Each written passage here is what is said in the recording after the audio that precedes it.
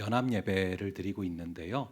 저희 이제 2000년 함대에서는요, 그 생명의 삶으로 좀 큐티를 하고 그리고 그걸로 계속 웬만하면 본문을 전해요. 그걸 갖고서 주일도 그걸로 설교를 전해서 계속 이제 지금 사울을 살펴보고 있었고, 그래서 이제 두려움에 빠졌던 사울, 그리고 또 이제 우월감에 빠졌던 사울, 그리고 오늘은 또 이렇게 질투에 빠졌던 사울을 살펴볼 그런 차례인데요.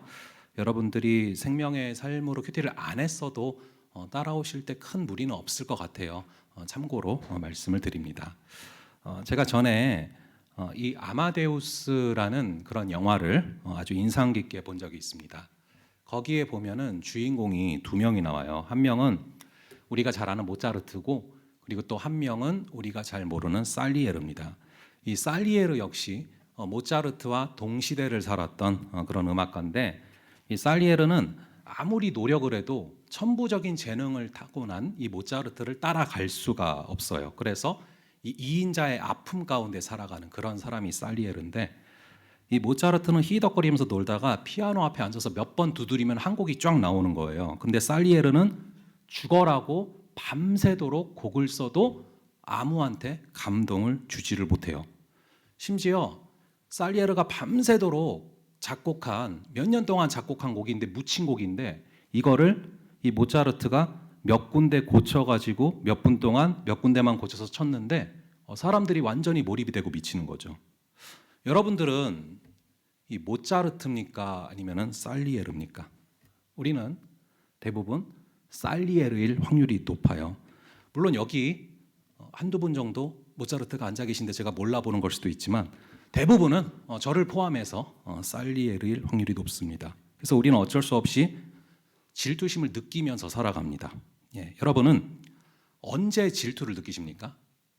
나보다 더 좋은 회사, 나보다 더 좋은 학교, 나보다 더 좋은 가방, 나보다 더 좋은 것을 소유한 그런 사람을 볼 때 여러분들은 질투를 느끼십니까? 아니면은 나는 잘 못하는 일을 척척 해내면서 좋은 결과를 가져오는 사람을 볼 때 여러분은 질투를 느끼십니까? 이 질투는 내가 갖고 있지 않은 것을 갖고 있는 그 사람을 바라보면서 내 자신이 초라하게 느껴지고, 그 초라함 때문에 분노가 치밀어 오르는 그런 감정을 말합니다. 남자들은 주로 차나 성공, 지위, 출세에 질투를 느끼지만 여자들은 90% 이상이 질투의 대상이 외모에 관한 것이다라는 그런 통계 자료가 있더라고요. 가만 보면 맞는 것 같아요. 이 남자들은 길을 가다가 우연찮게 나랑 똑같은 옷을 입고 있는 사람을 만나면 굉장히 반갑고 그렇거든요. 저 같은 경우는. 근데 여자들은 만나서 반갑다가도 똑같은 옷을 입고 있는 걸 알게 되면 살기가 이렇게 나타나는 경우가 있습니다. 굉장히 짜증나고 빨리 갈아입고 싶은 그런 느낌들이 들죠. 우리가 연예대상 같은 거나 아니면 옛날에 미스 코리아 대회 같은 거 보면은 처음에는 신인상 같은 거, 인기상 같은 거 주다가 1등과 2등을 선택하는 그런 순간이 오면은 둘이 남은 상황에서 1등을 먼저 부르죠. 그러면은 2등이 다가가서 이렇게 1등을 안아주면서 화사한 미소를 띄웁니다. 굉장히 마음이 넓은 것 같아요. 착한 것 같습니다. 근데 속도 그럴까요? 속은 엄청난 분노와 안타까움이 있을 수도 있어요. 내가 저 사람보다 못할 게 뭐야? 왜 내가 저 자리에 가지 못했을까? 이런 느낌이 있을 수 있다는 거죠. 그럼 이 질투는 안 믿는 사람들만 할까요? 난 크리스찬들만 합니까? 아니에요. 우리 그리스도인들도 피할 수 없는 문제입니다. 어쩌면 이 질투라는 것은 교회 안에서 상당히 심각한 문제일 수 있습니다. 오늘날 평범한 크리스찬들이 가장 큰 스트레스를 받는 이유가 뭘까요? 잘 나가는 불교 신자 때문에 스트레스 받는 경우는 거의 없어요. 잘 나가는 크리스찬 때문에 서로 스트레스를 받는다는 거죠. 그러니까 우리는 흔히 공평한 세상이면 좋겠다 이런 말을 하지만, 솔직히 그 누구도 공평한 세상을 원하지 않는 측면이 있어요. 내가 남들보다 조금은 더 잘났기를 원하고, 그게 우리가 생각하는 공평인데 그런 공평은 오지 않기 때문에 너무나 질투심 때문에 힘들어지는 것이죠. 우리나라만 그러냐? 여러분, 미국 속담에도 이런 속담이 있어요. 불안 무엇이냐? 정의가 이렇습니다. 동서보다 1년 연봉이 $1,000 많은 게 불이에요. 이게 그러니까 오늘날 우리도 어느 지역이든 크게 다르지 않다라는 거죠. 어느 수도사가요, 수도원에 들어가서 굉장히 깊은 수도의 세월을 보냈습니다. 그러면서 영성이 너무 깊어져서 웬만한 유혹들에 끄떡하지 않는 거예요. 사탄이 절세 미녀로 변신해서 유혹을 해도 흔들리지 않고 물질로 유혹을 해도 흔들리지가 않는 거죠. 그래서 이 사단의 쫄개가 사단의 대장한테 가서 도저히 무너뜨릴 방법이 없다 얘기를 하니까 이 사단 대장이 쫄개한테 속닥속닥 하면서 이거를 얘기해 주더래요. 그래서 이거를 가지고 가서 딱 얘기를 했어요. 뭐라고 했는지 아십니까? 그 수도사한테 당신 친구가 수기경이 됐어. 그랬더니 그 사람만은 안 돼 하면서 무너지더래요. 이 얘기가 모든 유혹은 이겨낼 수 있었는데 이 질투심만큼은 끝까지 어쩔 수 없었다는 아주 뼈아픈 얘기입니다. 오늘 본문에 보면 이 질투와 시기에 사로잡힌 한 사람이 나와요. 바로 사울 왕이죠. 우리 한번 9절을 함께 읽어볼게요. 9절의 말씀을 한번 함께 읽어보겠습니다. 시작. 그날 후로. 자, 그러면은 우리가 성경을 볼 때 항상 가져야 될 습관이 그날 후로니까 그날이 뭘까를 생각해 봐야 되는 거예요. 그날이 그럼 어디 나올까요? 당연히 바로 위에 나오겠죠. 6절, 7절, 8절 보면은 그날이 어떤 날인지 나오는데 이 세 구절을 한번 또 읽어볼게요. 세 구절을 6절을 제가 7절을 여러분이 8절을 함께 볼게요. 제가 먼저 읽어볼게요. 무리가 돌아올 때 곧 다윗이 블레셋 사람을 죽이고 돌아올 때에 여인들이 이스라엘 모든 성읍에서 나와서 노래하며 춤추며 소고와 경제를 가지고 왕 사울을 환영하는데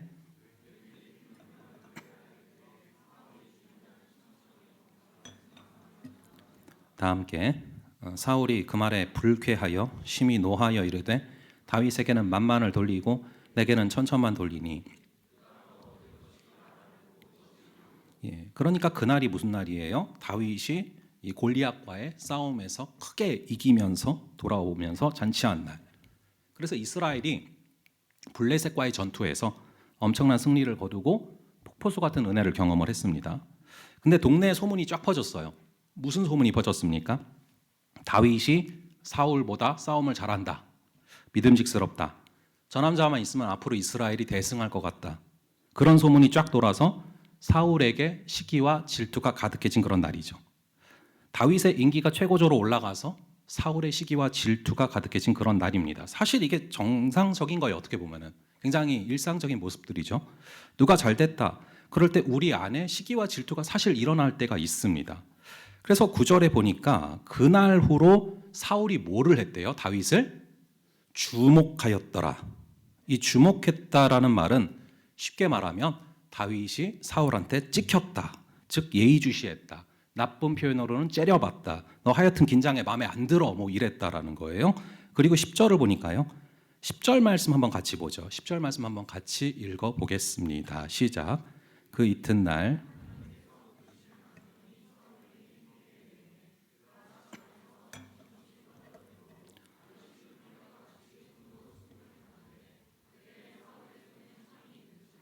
그 이튿날은 뭐냐? 그 다음 날이란 뜻이잖아요. 즉 블레셋과의 싸움에서 승리를 공개적으로 환영하는 행사가 벌어지면서 사울이 시기 질투를 했던 그 다음 날이죠. 이 사울은 환영 행사에서 여인들의 노래를 통해서 자신보다 다윗이 더 환영받고 있다라는 것을 알고서는 질투와 분노가 불같이 타오르기 시작을 합니다. 결국 이렇게 질투와 분노가 불같이 타오르는데 잠을 잘 잤겠습니까? 못 잤겠습니까? 잠도 잘 안 오는 거죠. 그 다음에 나오는 구절이 바로 10절입니다. 질투와 분노심이 가득했을 때 악령이 사울에게 힘있게 내렸더라 라고 써져 있어요. 이 10절은요 상당히 좀 논란이 되는 구절이고요. 오해의 소지가 많이 생길 수 있는 그런 구절이라 좀 짚고 넘어갈게요. 이걸 잘못해서 귀신론 같은 이단들도 나오기도 하는데 마치 하나님이 악령을 조절해서 인간을 해롭게 하는 분으로 오해를 할 수 있지만 시간 관계상 풀지는 않겠습니다. 하지만 여러분들이 야고보서 1장 13절, 요한일서 1장 5절, 고린도후서 6장 14절을 보면은 이게 아니다. 그게 아니다라는 걸 알 수가 있고요. 그러니까 이 악령을 하나님께서 부리신다는 표현은 사단이 제 아무리 활개를 쳐봤자 하나님의 주권을 넘어설 수 없다라는 뜻으로 이해를 하시면 돼요. 하나님께서 능동적으로 사단을 조종하신다 그런 의미가 아니라 사단은 원래 지 멋대로 행동을 해요. 그런데 그거를 하나님께서 때로는 내버려 두실 때가 있고 유기하실 때가 있다. 그런데 하나님이 허락하시는 한도 안에서만 허용이 된다. 그런 얘기입니다. 한 가지 예를 들면 에베소서 2장에 보면은 이 사단을 불순종의 아들들 가운데 역사하는 영이다 라고 표현을 하는데, 사단은 유사일에 끊임없이 불순종 가운데 거하는 자신의 사람들을 선동해서 그리스도를 죽이려고 시도를 했습니다. 그리고 마침내 실제로 십자가에 그리스도를 못 박는데 성공하고는 미소를 지었죠. 하지만 그 십자가에 예수님을 못 박게 하는 그 과정이 사실은 그 십자가와 부활을 통해서 사단의 머리를 짓밟게 되고 그것을 통해서 구원이 이루어지기 시작하는 길이다라는 것을 사단은 상상도 못한 것이죠. 이처럼 이 사단과 악인들은 자신의 의지를 이루기 위해서 열심을 내는데, 우리 하나님께서는 그 모든 것들까지도 재료로 사용하셔서 당신의 뜻을 이루어 가신다라는 것이죠. 그런 전제를 깔고 여기서 우리가 깨달아야 될 게 뭡니까? 우리가 성령 충만하지 않으면, 반대로 말할게요, 시기와 질투가 가득한 상태일 때가 악한 영이 역사하기에 가장 좋은 그런 토양이 된다는 것입니다. 우리의 마음이 이 성령님의 지배를 받지 않으면 우리도 모르는 무의식 중에 악한 영이 건드리는 것들에 작용하게 되고 반응하게 된다는 것이죠. 그래서 앞서 16장에서도 계속 그것들을 강조하거든요. 이 16장 14절에도 보면은 여호와의 영이 사울에게서 떠나고 여호와께서 부리시는 악령이 그를 번뇌하게 한지라. 그리고 대조되는 게 16장 18절입니다. 다윗은 하지만 여호와 하나님과 함께 계셨다. 즉 성령의 통치하심, 성령의 지배하심이 여러분에게 강하게 임하고 있으면 악한 사단은 전혀 여러분들을 건드릴 수가 없습니다. 그런데 우리가 스스로 성령의 통치를 벗어나서 계속 딴 쪽으로 걸어간다. 그럴 때 우리가 건드려지게 될 수 있다는 것이죠. 그러니까 질투나는 상황이 있을 때 그 사람을 또 사랑하면 되는데, 내가 갖고 있지 않은 것을 갖고 있는 그 사람을 미워하고 시기해요, 증오해요. 그러면서 마음이 무너졌을 때, 즉 바리게이트가 뚫렸을 때 사단이 건드린다는 것입니다. 우리가 악한 영에게 종노릇할 필요가 전혀 없는데, 이미 주님께서는 완전하게 해방을 시켜주셨는데 내가 스스로 종이 되겠다고, 그 사람한테 묶이겠다고 걸어 들어가는 것이 바로 질투다라는 것이죠. 이 질투는 결국에 자기 자신을 불행하게 만듭니다. 그래서 오늘 본문 9절에 보시면은 주목했다라는 말을 NIV 성경에서는 사울이 그때부터 질러스 아이, 즉 질투의 눈으로 다윗을 바라보기 시작했다라고 얘기를 해요. 이 질투의 영에 사로잡혀서 눈이 뒤집혔다. 이것을 조금 더 와닿게 요즘 표현으로 현실적인 단어로 표현을 해보자면요, 사단이 심어놓은 비교 의식에 사로잡히기 시작을 했다. 그래서 열등감을 느끼기 시작했다라는 것이죠. 그래서 8절에 보면은 사울이 그 말에 불쾌하여 심히 노하여 라고 써져 있죠. 그러니까 생각하면 할수록 계속해서 화가 치민다라는 것입니다. 한 번 생각하고 그냥 넘기면 되는데 이거를 생각하고 또 생각하고 또 생각하고 하다 보니까 그 일에 집착하게 되는 것이죠. 결국에 이 사울의 모든 신경이 다윗 한 명한테 집중이 됩니다. 그래서 여러분, 사울이 왕이잖아요. 자신의 그 모든 국력을 기울여서 한 일이 뭔지 아십니까? 그 국력을 가지고 싸워야 될 외적들이 굉장히 많았어요. 그런데 그런 거 다 내팽겨치고 그 모든 국력을 기울여서 한 게 뭐냐면은 다윗 한 명 잡는데 모든 국력을 다 쏟았다는 거죠. 결국에 그 사람이, 이 다윗이 이 사울에게는 어떻게 보면은 행복의 기준이 돼버린 겁니다. 내가 받아야 될 인기인데, 내가 받아야 될 인정인데 저 사람 때문에 인정받지 못한다라고 생각을 하면서 미움이 들어간 것이죠. 이처럼 질투심에 빠지기 시작하면은 내가 질투하는 그 사람이, 내가 질투하는 그 대상이 행복의 기준이 됩니다. 그래서 나보다 더 잘나 보이는 그 사람이 행복의 기준이 되니까 그 사람이 존재하는 한은 결코 행복해질 수가 없는 것이죠. 자, 그래서 결국에는 하나님께서 우리를 자유케 하셨는데 그 질투의 과정을 통해서 그 사람에게 묶여버리는 그런 일들이 발생하는 것이 질투라는 것입니다. 그래서 이 사울을 보면은 완전히 질투에 빠져서 나중에 보면은 판단력까지 흐려지는 모습들이 나와요.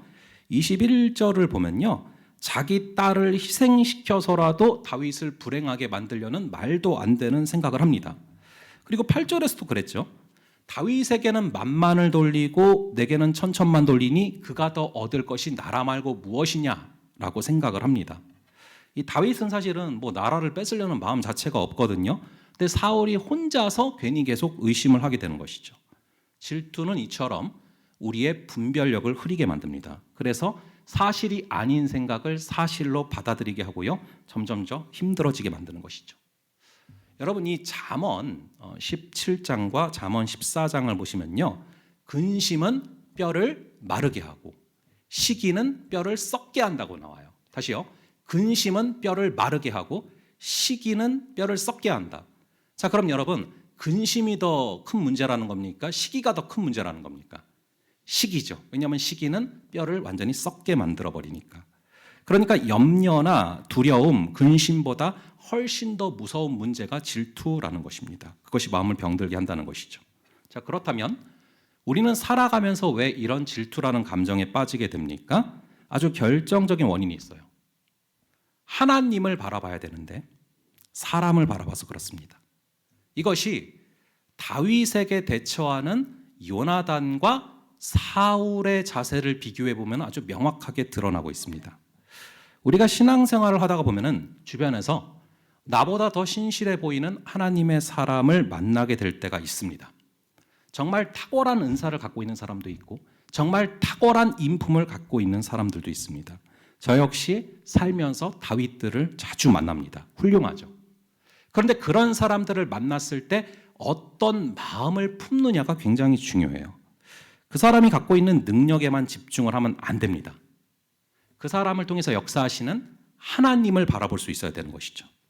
이 다윗이 대단하다라고 느끼기는 요나단이나 사울이나 마찬가지입니다. 그런데 잘 아시는 것처럼 사울은 이 다윗을 죽이고 싶을 만큼 시기하고 요나단은 다윗을 시기하지 않고 오히려 사랑합니다. 이 요나단은 다윗의 능력을 본 것이 아니라 다윗을 통해서 역사하시는 그 하나님을 바라봤거든요. 반면에 사울은 하나님을 보는 것이 아니라 계속해서 그 사람 자체만을 보는 것이죠. 다윗을 통해서 역사하시는 하나님을 바라보는 것이 아니라 다윗 자체를 바라봅니다. 그래서 다윗을 계속 바라보면서 다윗을 부러워하다가 사람을 바라보는 그의 시선이 또 자신을 바라보면서 결국 자신의 연약함과 부족함을 바라보는 것이죠. 하나님을 바라보지 않고 사람을 보는 것, 이게 바로 사울의 결정적인 문제입니다. 그래서 사울이 신경 쓰는 게 뭐냐면은 하나님의 말씀이 아니에요. 사람의 말을 계속 마음에 담아두는 것입니다. 이걸 여러분들도 굉장히 조심해야 돼요. 이 사람들의 말을 칭찬이든 욕이든 이거를 잠깐 왔다 그냥 흘려보내면 되는 건데 우리는 그거를 계속해서 곱씹고 묵상할 때가 있습니다. 우리가 곱씹고 묵상해야 될 것은 하나님의 말씀이라는 것을 잊지 마시기 바랍니다. 그래서 여기서도 보면요, 이 사울이 계속 신경 쓰는 것이 이 사람의 말이라는 거예요. 사울은 천천히고 다윗은 만만이다. 사울은 계속해서 지금 이 말을 곱씹고 있어요. 그러면서 이 말을 통해서 자존감이 낮아졌다라고 생각을 합니다. 그래서 자신이 비천해졌고 다윗보다 보잘것없는 존재라고 스스로 생각을 하기 시작을 해요. 그러면서 하나님의 역사하심이 안중에도 없어지는 모습들이 나타나는 것입니다. 이 다윗이 만만이 된 것은 다윗에게 그 힘이 있기 때문이 아닙니다. 다윗도 얼마나 실수가 많은 사람인지 우리가 잘 알지 않습니까? 이 시점에서 다윗이 한 게 있었다면 만만보다 더 위대한 그런 무한대이신 하나님을 믿고 의지한 것뿐이죠. 그러나 사울은 다윗이 의지한 그 하나님을 바라보는 것이 아니라 다윗 그 자체만을 바라보면서 완벽하게 다윗을 향한 질투에 빠져들었다는 것이죠. 그래서 다윗을 통해 역사한 하나님은 지워지고 천천과 만만이라는 단어만 남게 된 것입니다. 여러분, 역으로 요나단도 사람인데 요나단에게는 사울 같은 마음이 없었겠습니까? 생길 수 있어요. 여러분, 사울보다 오히려 질투해야 될 대상은 요나단이에요. 요나단은 다윗만 없으면 저절로 사울의 아들이기 때문에 왕이 되는 그런 자리에 있는 사람이란 말이죠. 오히려 사울보다도 더 다윗을 미워하고 시기할 수 있는 자리가 바로 이 요나단입니다. 게다가 이 17장에서 블레셋의 골리앗이 하나님을 조롱할 때 요나단은 어디에 있었습니까?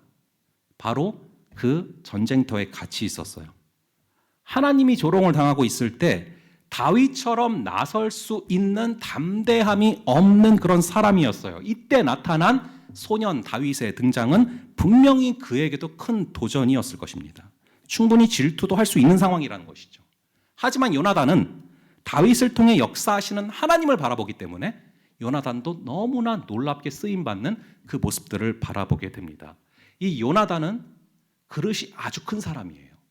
마음의 그릇이 아주 큰 사람이죠. 그래서 저는 종종 어떻게 보면 그 하늘나라에서는 정말 이 다윗보다도 요나단이 더 큰 그런 자리에 있지 않을까라는 생각도 해보거든요. 그런데 이 요나단의 고백을 한번 보면요. 우리 한번 18장 1절 한번 볼게요. 18장 1절에서 이 요나단의 고백을 한번 읽어보겠습니다. 시작. 다윗이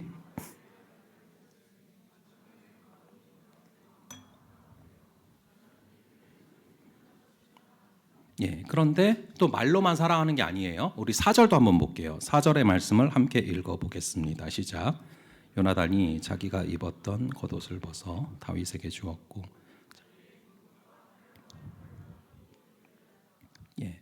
이 초대교회 성도들이 서로의 필요에 따라서 물질을 나누었던 그 사랑이 지금 요나단의 마음에 있는 것들이 나타나고 있죠. 이 요나단은 사람을 보기 이전에 이 하나님을 바라보니까, 즉 다윗을 바라보면서 결국에는 하나님을 향한 그 믿음이 회복이 됐고, 그리고 자신도 다윗처럼 쓰임 받을 수 있다라는 그런 소망이 회복되었으며, 이를 감사로 받아들인 요나단은 결국 다윗을 사랑할 수 있게 된 것입니다. 내 이웃을 내 몸처럼 사랑하라라는 그 말씀이 요나단의 삶을 통해서 이루어지고 있는 것이죠. 우리가 이 질투의 문제를 해결하지 못하면 절대로 내 이웃을 내 몸처럼 사랑할 수가 없습니다. 질투를 해결하지 못하면 내가 질투하지 않는 대상만 품을 수 있지 모든 대상을 품을 수가 없게 되는 것이죠. 이 질투의 과정을 보면요, 이렇게 진행이 주로 됩니다. 내가 갖고 있지 못한 것을 갖고 있는 그 사람을 보면서 처음에는 나는 왜 없을까? 나는 왜 이 정도밖에 되지 않을까라고 생각을 하다가 나중에는 그것을 갖고 있는 그 사람을 시기하기 시작을 합니다. 왜 저 사람은 그것을 갖고 있을까? 그러다가 나중에는 저 사람도 그게 없으면 좋겠다라는 생각까지 하게도 되죠. 결국 시기가 심해지면 그 마지막은 그 사람이 안 됐으면 좋겠다라는 생각을 하게 돼요. 그러다가 내가 질투하는 그 사람이 어려운 상황에 처했다라는 얘기를 들으면 심지어 마음에 은근한 기쁨이 찾아오는 아주 사단적인 그런 모습까지도 갈 수 있다는 것이죠. 이 요나단과 다윗이 질투의 문제를 해결했기 때문에 아름다운 또 공동체를 이룬 것처럼, 반대로 이 질투라는 것이 우리 마음에 들어오면 그 질투가 껴있는 관계에서 이 회복이 임할 수 없고 하나가 될 수가 없다라는 것입니다. 이 인류의 첫 살인 사건을 한번 생각을 해볼게요. 이 친동생 아벨을 향해서 시기와 질투가 가득해진 그 마음이 이 가인을 살인자로 만들었습니다. 최초로 공동체가 깨지는 부분이었죠. 이 요셉의 형들도 그렇죠. 자기보다 뛰어난 그 동생을 향한 시기가 동생을 구덩이에 파서 죽이는 그런 시도를 가져왔습니다. 즉 질투와 시기의 영에 빠지면 절대로 그 가운데 역사하는 하나님을 볼 수가 없습니다. 뭔가 끌어내리려고 하고 삐딱하게 보려고 하고 꼬투리를 잡으려고 하는 것이죠. 물론 이 질투에 사로잡히게 될 경우 사람들의 시선을 굉장히 많이 의식하게 되기 때문에 절대 사람들 눈에 티가 나게 행동을 하지는 않습니다. 하지만 아주 결정적인 순간에 그 사람을 무너뜨리려고 하는 그런 어떤 한마디를 더 하려고 합니다. 예를 들어서 어디선가 이제 내가 질투하는 그 사람 얘기가 이렇게 나오게 된 거예요. 여러분 그런 자리들을 되게 조심하셔야 돼요. 우리가 이제 같이 막 얘기를 하는데 거기에 없는 사람 얘기가 나왔어요. 그럴 때 그게 좋은 얘기면 상관이 없는데 그게 좋은 얘기가 아니다. 그럼 여러분 그냥 입을 닫으면 돼요. 반응할 필요가 없습니다. 절대 유익하지가 않습니다. 그런데 내가 질투하는 사람 얘기가 나왔는데 막 이런저런 좀 안 좋은 얘기가 나오고 있는 거예요. 그럴 때 반응하지 말아야 되는데 그럴 때 이제 얻는 거죠. 한마디 더 하는 거죠. 아, 그 사람 다 좋은데 좀 교만한 것 같아. 뭐 이런 식으로 한마디를 딱 얻는 거예요. 그러면서 서로가 무너지는 것입니다. 그렇기 때문에 이 질투라는 문제를 우리가 해결하지 않으면 공동체는 바로 설 수가 없습니다. 하지만 질투의 가장 큰 위험은 따로 있습니다. 이 질투라는 문제를 해결하지 못할 때 결국 나를 지으신 그 하나님의 사랑도 우리가 느끼기가 힘들어진다는 것이죠. 질투의 문제에 빠진 채로 있는데 내가 갖지 못한 그것을 갖고 있는 사람을 창조하시고 사랑하시는 그 하나님을 찬양할 수가 있겠습니까? 그래서 결국에는 이 질투의 문제를 하나님 앞에 가져가서 해결하지 못하면 하나님과의 관계도 우리가 힘들어질 때가 있다는 것이죠. 이 질투라는 문제는 멀리 있는 것 같지만 사실은 굉장히 가까이서 도사리고 있는 문제입니다. 질투는 큰 게 아닌 것 같지만 우리의 모든 것을 무너뜨릴 수 있는 그런 원인이 될 수 있다는 것이죠. 그렇다면 우리는 이 질투라는 문제를 어떻게 해결할 수가 있습니까? 우선은 내 안에 질투가 있다라는 것들을 솔직히 인정할 수 있어야 됩니다. 질투는 우리 안에 있는 문제들 가운데 가장 인정하기 힘든 문제입니다. 왜냐하면 우린 자존심이 있기 때문에 절대로 내가 어떤 상대방을 질투한다라는 것을 인정을 하기를 힘들어해요. 자꾸 정당화하려고 하고 이 정도는 누구나 한다라는 그런 생각을 하죠. 하지만 우리는 내 마음에 있는 이 질투와 시기의 문제를 포착했을 때 그것을 가지고서 솔직하게 하나님 앞에 가지고 나아가야 됩니다. 회개를 하는 과정들이 있어야 되는 것이죠. 그리고 이 질투가 내 안에 있다라는 것을 인정한 뒤에는 나의 시선을 바꿔야 됩니다. 우리는 주로 살면서 내가 갖고 있지 못한 것에 집착을 하는 경향들이 사실 굉장히 강하게 있어요. 근데 그 시선을 바꿔야 된다는 것입니다. 예를 들어서 내가 갖고 있지 못한 것을 그 사람이 갖고 있다고 해서 그 사람이 또 다 갖고 있는 것은 절대 아닙니다. 나만 하나님께서 주신 것이 있고 우리 주님께서 내게 주신 특별한 소명들이 있어요. 그것을 바라볼 수 있어야 되고 그것을 바라보며 감사할 수 있어야 됩니다. 근데 우리는 자주 내가 갖고 있지 못한 것을 바라보면서 결국에는 감사하지 못하고 만족하지 못하고 시험에 들게 되는 경우들이 많다라는 것이죠. 그리고 또한 이 질투를 극복하기 위해서는 내가 질투하는 그 사람이 사실은 나랑 같은 편이다라는 것을 절대 까먹으면 안 됩니다. 여러분, 이 질투라는 것은 대부분 가까운 사람한테 느끼게 됩니다. 그런데 어설프게 가까운 사람한테 느끼는 거예요. 여러분, 그래서 사실 이런 얘기가 있잖아요. 사촌이 땅을 사면은 배가 아프다. 뭐 이런 얘기가 있어요. 근데 여러분, 아빠가 땅을 사면 어떨까요? 좋죠. 아빠가 빌딩을 지었다. 좋은 일이죠. 그러니까 이 질투를 느낀다는 것은 정말 어설프게 가까울 때 생기는 문제라는 거예요.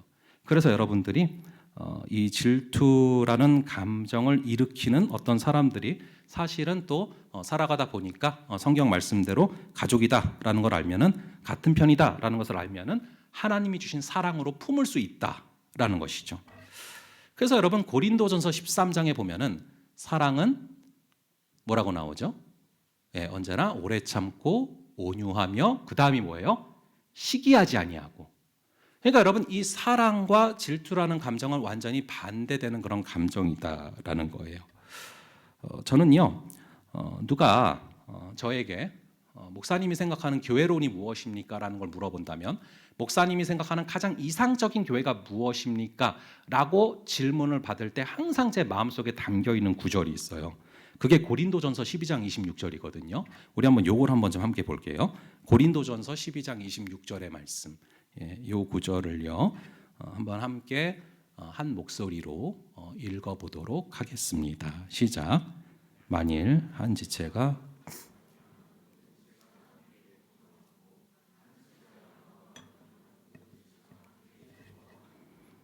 아멘. 한 지체가 고통을 받고 있을 때 모두가 같이 아프고 그리고 한 지체가 정말 축하할 만한 일이 생겼을 때 모두가 기뻐하는 거. 그럼 이게 정말 얼마나 아름다운 공동체입니까? 그런데 아까 말한 그 질투의 문제에 빠져 있을 때는 어떻게 됩니까? 한 지체가 고통을 받는데 은근히 좋아요. 그리고 한 지체가 좋은 일이 생겼는데 내가 배가 아픈 거. 이것이 하나가 아닌 증거라는 것입니다.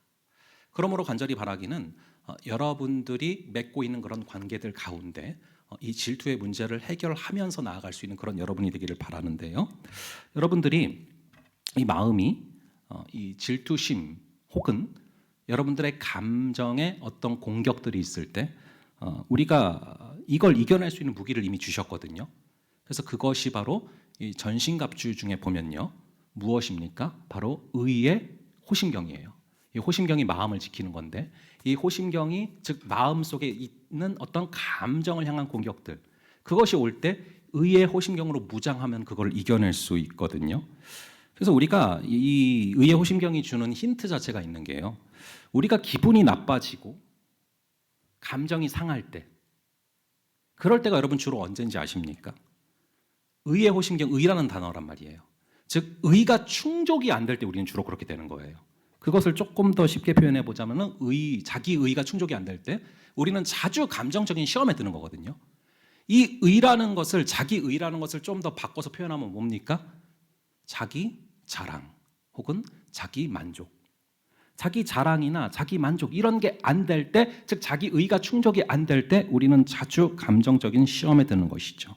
하지만 의의 호심경으로 무장하면, 즉 우리가 자기 의가 아니라 십자가의 의로 우리를 날마다 마음을 무장하면서 나가면 자기를 사랑하는 게 아니라 십자가의 예수를 사랑하게 될 줄로 믿습니다.